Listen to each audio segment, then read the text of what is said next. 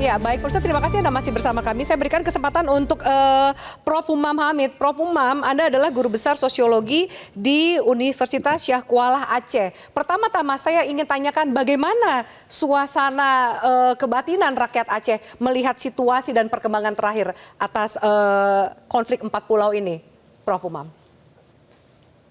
Baik Mbak Afi, saya berupaya untuk tidak provokatif gitu ya.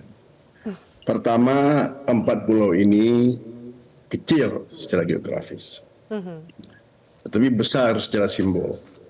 Ya, kalau kita lihat itu komplek Stadion Senayan itu besarnya 279 hektar.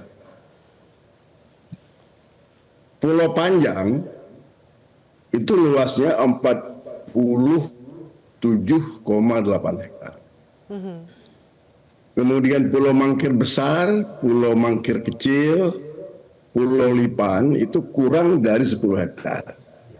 Totalnya 70 hektar kurang lebih. Nggak ada apa-apanya kalau ukuran itu. Ya kan? Seperempat dari luas Stadion Senayan, Stadion Gelora Bung Karno. Tetapi ini simbol ini. Ini simbolis. Ya. Dan kita juga ingat dan tahu bahwa bangsa kita ini tidak dibangun oleh garis-garis peta saja gitu. Ya. Tetapi oleh rasa memiliki yang tumbuh dari generasi ke generasi.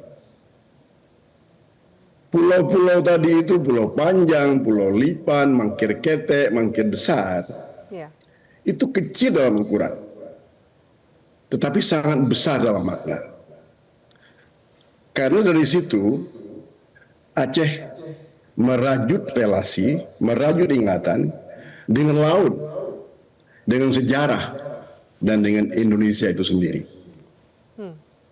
Ini sukma, ini imajinasi kebangsaan ini. Jadi orang-orang di Aceh ini, ya mungkin kalau kita lihat panas sosmed, jangan peduli itu. Tetapi terasa, tidak ada WA grup di Aceh ini. Ibu-ibu pengajian, apakah Gen Z, apakah akademisi, apakah pengusaha yang tidak membicarakan ini. Ini tidak biasa saya lihat. Saya belum pernah melihat ada suasana seperti ini semenjak damai tahun 2005.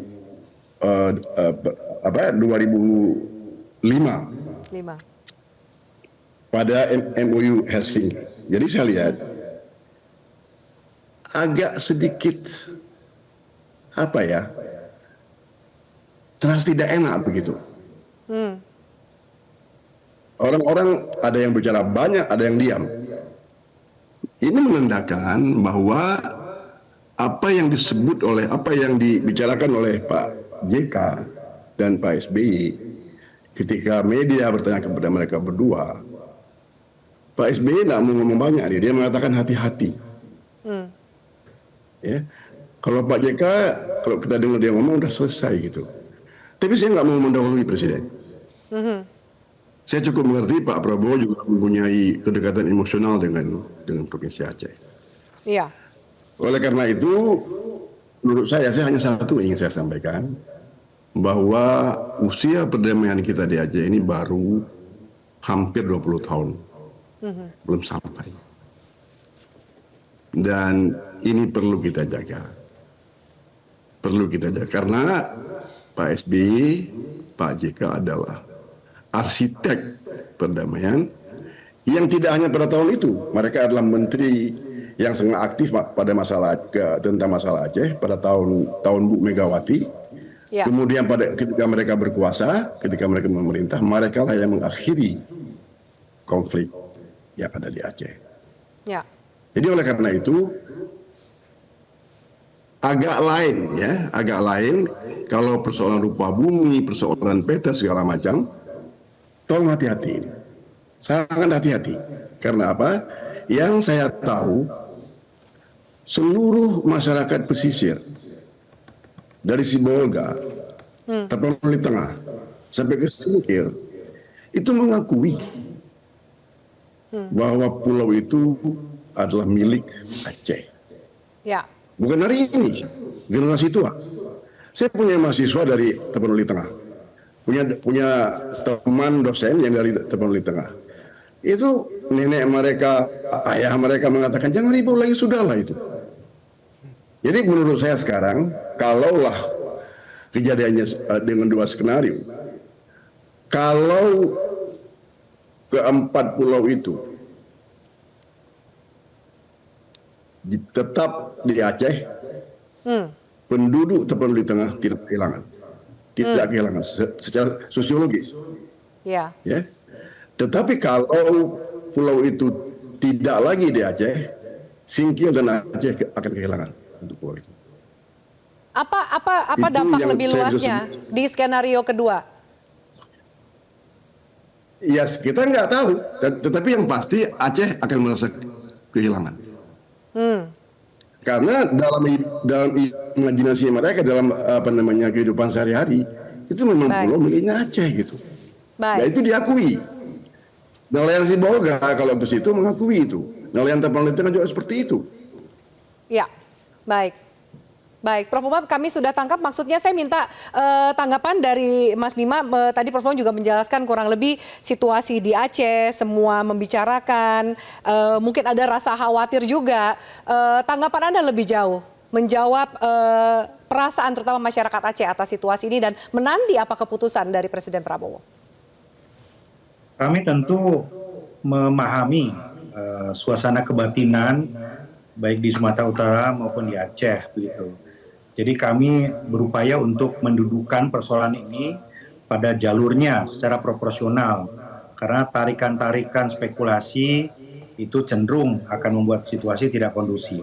Jadi yang pertama sekali lagi kami ingin luruskan bahwa ketika peraturan menteri atau Kepmen ini dikeluarkan, ini tidak hanya fokus kepada 4 pulau dan 2 provinsi saja. Jadi Pak Menteri Dalam Negeri menandatangani keputusan terkait dengan penamaan pulau dan kode wilayah untuk keseluruhan wilayah di Indonesia. Ada 4.000 lebih lampiran dari berkas yang ditandatangani oleh Pak Menteri. Jadi tidak tepat, sangat tidak tepat kalau dinarasikan bahwa tanda tangan itu, penyelesaian itu, keputusan itu hanya langsung kepada 4 pulau dan 2 provinsi tadi. Jadi penting saya kira untuk meletakkan dalam konteks yang tepat begitu. Pemutahiran dari kode wilayah dan penamaan pulau, itu pertama. Ya. Yang kedua, ketika kemudian menjadi kontroversi di tengah publik, ya tentu kami membuka ruang, Pak Menteri meminta betul tidak saja menjaga kondusivitas, tetapi data-data harus dilengkapi. Yang disampaikan Prof. Umam tadi saya kira betul. Kami juga mempelajari, bahkan saya langsung berkomunikasi dengan beliau ketika beliau menyampaikan perspektif historis dan ada realitas sosial dan kultural yang harus dihitung. Ini yang juga dipesankan oleh Pak Menteri, bahwa jangan hanya data geografis, tapi data historis juga harus dilengkapi untuk melengkapi keputusan-keputusan lalu yang memang memerlukan pengkajian lebih dalam ketika ada polemik di tengah masyarakat begitu. Namun, nah ini bagian ketiga, tentu semua data yang disampaikan tadi, ini kami mendapatkan data cukup banyak, Afi. Ada dari akademisi seperti Prof. Umam, ada dari teman-teman DPR RI, ada juga dari pemerintah provinsi, begitu ya. Ada juga dari teman-teman anggota DPR. Dan data-data ini tentu kami bentangkan semua untuk kemudian kita cek validasi dan otentisitasnya seperti apa, apakah valid, apakah otentik begitu. Nah, untuk menghindari kemungkinan persoalan baru di masa depan terkait dengan validasi dokumen tadi. Dan rasanya rapat tadi menjadi cukup signifikan karena tidak saja berhasil melakukan kompilasi, tapi ada novum atau data baru yang sekali lagi masih harus diuji lagi beberapa waktu ke depan ini. Dari tadi sore sampai sekarang masih berlanjut proses komunikasi dengan pemerintah provinsi. Begitu. Mas Bima, kira-kira. yang beredar juga adalah statement dari Gubernur Aceh yang mengatakan di 4 pulau itu cadangan gasnya hampir sebesar Andaman. Itu juga menjadi spekulasi yang baru bahwa 4 pulau ini ya mungkin kalau isinya cuman pohon kelapa saja nggak akan ribut seperti ini. Saya kutip tadi itu statementnya dari Prof. Umam gitu. Bagaimana Anda meluruskan? Apakah ada kaitannya dengan kandungan gas yang disampaikan oleh Gubernur Aceh? Sejauh ini kami belum mendapatkan informasi dan data yang presisi tentang potensi sumber daya alam di sana. Belum ada. Dari SKK Migas belum ada, dari sumber lain pun belum ada. Itu yang pertama. Yang kedua, persoalan itu kan juga bukan ranah kewenangan kami saat ini. Saat ini ya kami hanya fokus saja untuk menelusuri data-data geografis, historis, dan kultural tadi yang dibutuhkan. Nah, nanti persoalan sumber daya itu kan nanti ketika kewenangan sudah ada, sudah jelas 4 pulau ini milik siapa, maka sang pemiliklah yang akan menentukan sepenuhnya pengelolaan dari sumber daya yang di sana. Baik, Mas Bima Arya, terima kasih banyak untuk waktu dan diskusi kita di Top News, di Top Issue pada malam hari ini. Kami akan jeda pemirsa, adakah kaitannya dengan juga kalkulasi politik? Mas Adi akan menjawab usai jeda, tetaplah bersama kami. Jelajahi cara baru mendapatkan informasi. Download Metro TV Extend sekarang.